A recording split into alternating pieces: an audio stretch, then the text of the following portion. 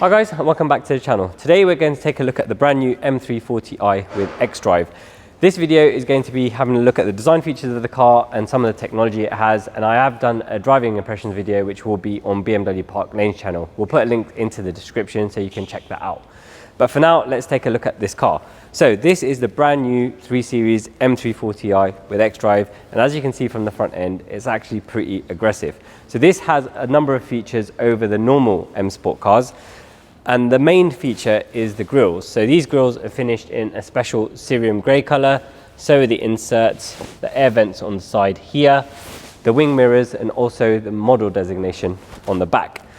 These grills are closed and then they open when the car requires more cooling, and that aids with the aerodynamics of the car. And this does actually have class-leading aerodynamics at the moment for this size of saloon. The bumper itself is very aggressive. I love the way that they've cut into the light here.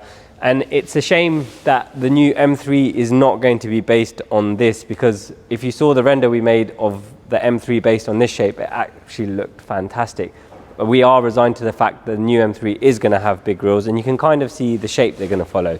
They will have a similar shape to the top, but they will just be extending down to the bottom here, and the number plate unfortunately will go in the middle.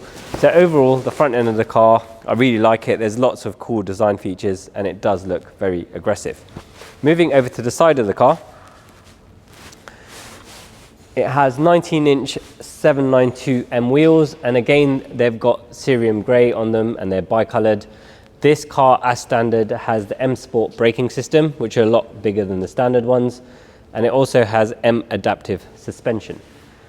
The side of the car is probably my least favourite part of the car because it looks slightly slab-sided, and now I've had a bit more time to look at it, I know why.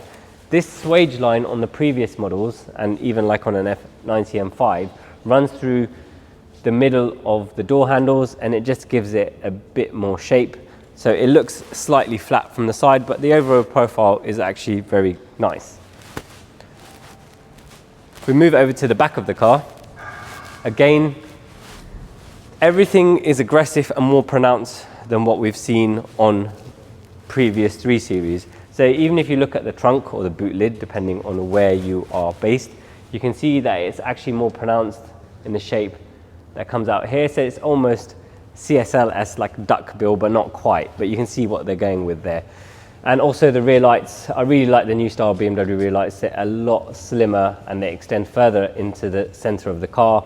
The top part is tinted, and again this bottom part is very pronounced and more 3D than we've seen before. Previous lights have always been quite flat.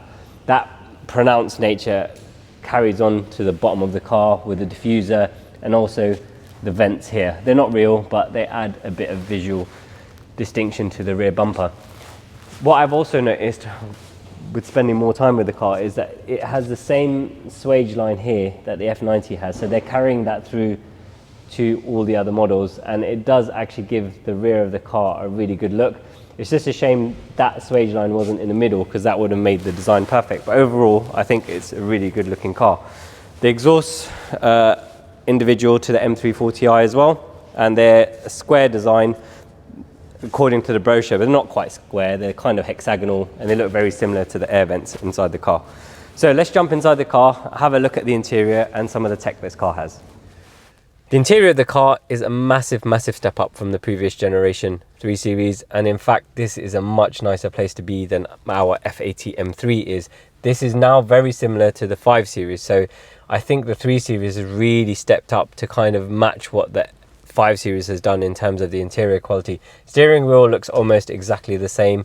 It's got the brand new LCD dash that we've seen in a lot of modern BMWs, so it can display the map inside. This car does have the comfort and technology packages, so it's pretty well spec'd. But overall, the quality of the interior, the leather, the seats, the quilting on them, the ambient lighting, it is a huge step up from what we've seen before. And I think the other cars in the class probably don't have the interior to match this. The stereo is Harman Kardon, it actually sounds really good. But what I want to do is talk a bit more about the technology of this car. So Matt's going to jump in the back of the car so we can show you some of the features. So on the latest generation BMWs, not only can you use the iDrive in the center and the trackpad, you've also got the options of using hand gestures and touchscreen. So you can select these with your hands, or if you wanted to do it like this, or if you wanted to do hand controls, you could do, let me just mute that. You can mute it, you can go forward, you can go back. So it's actually quite cool. Yeah, with the hand gestures, I've just got used to it. You can also do the volume like this, which is quite cool.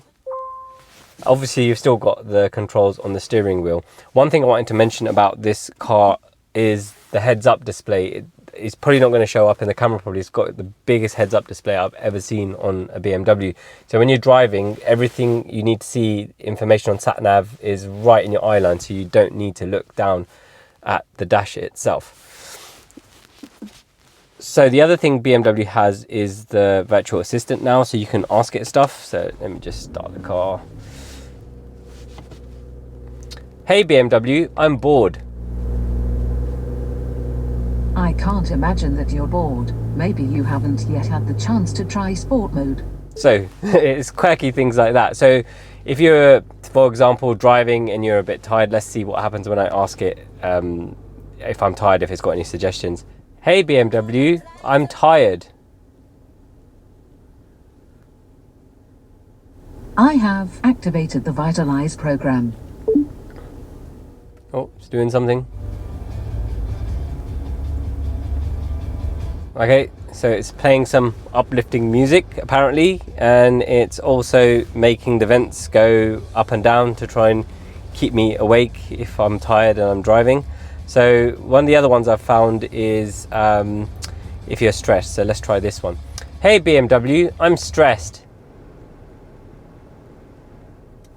No problem. I have activated the Relax program.